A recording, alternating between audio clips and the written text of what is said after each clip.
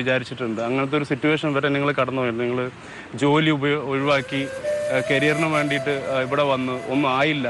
അങ്ങനത്തെ സിറ്റുവേഷനൊക്കെ കടന്നു പോയിട്ട് എങ്ങനെയാണ് ഉണ്ണി ഇത്തരം പ്രശ്നങ്ങളൊക്കെ നിങ്ങൾ തരണം ചെയ്തത്?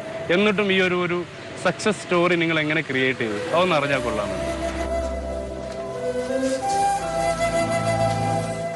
കുറച്ച് വെള്ളം